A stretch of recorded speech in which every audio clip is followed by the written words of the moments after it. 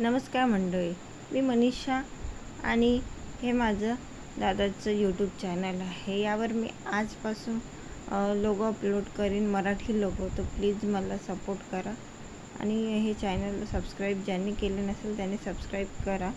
तसं तर या चॅनलवर मी काही घरचे व्हिडिओ अपलोड करेल, तसे कुकिंगचे वगैरे, तर काही ऑर्गॅनिक किचन गार्डनचे करेल, तर प्लीज सपोर्ट करा।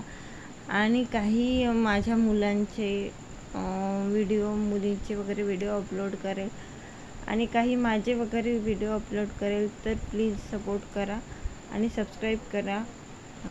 माझं अजून एक यूट्यूब चॅनल आहे मनीषा भाग्यश्री लाईफ, तर प्लीज तुम्ही त्या चॅनलला सबस्क्राईब करा। आज मॉर्निंगला उकडीचे मोदक करत आहे, कारण घरी गणपती आहे त्यामुळे। तर हे सारण तयार करत आहे उकडीचे मोदक करिता। मैदा उकळत्या पाण्यामध्ये थोडा भिजवून ते मुराला ठेवला आणि उकडीचे मोदक करिता हे सारण तयार केले। यामध्ये खवा, खोबरं, किस, गूळ आणि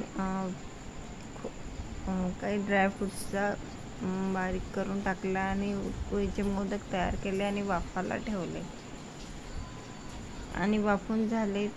आणि त्यामधलं सारण थोडं उरलं तर ते खव्याचे मोदक केले, कारण उकडीचे मोदक हे त्याचं मैदा हा भरपूर असा गिला झाला होता, त्यामुळे मोदक वाफून झाले। हे वाफवलेले मोदक आणि मग हे उकडीचे मोदक। मग आरती सुरू झाली।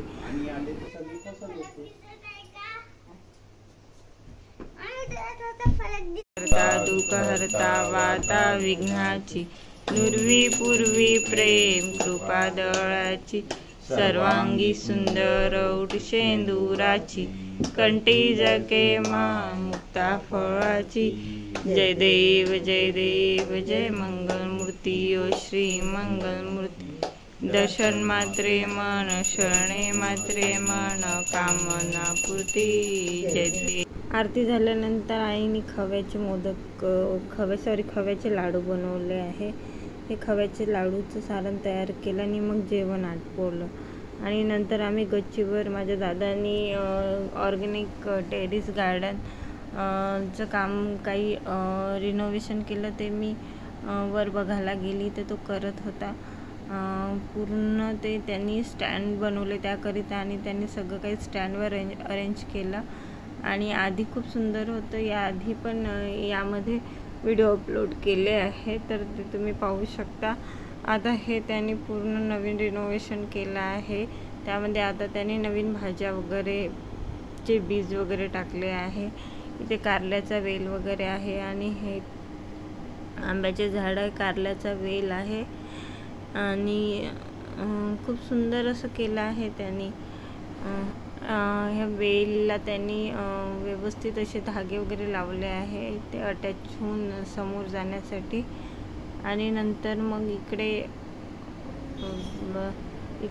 केळीचे झाड आहे 2 आणि केळीचे झाडं पण खूप सुंदर असे त्यांनी 3 अरेंज केले आहे, 1 2 3 असे 3 कॅरीमध्ये।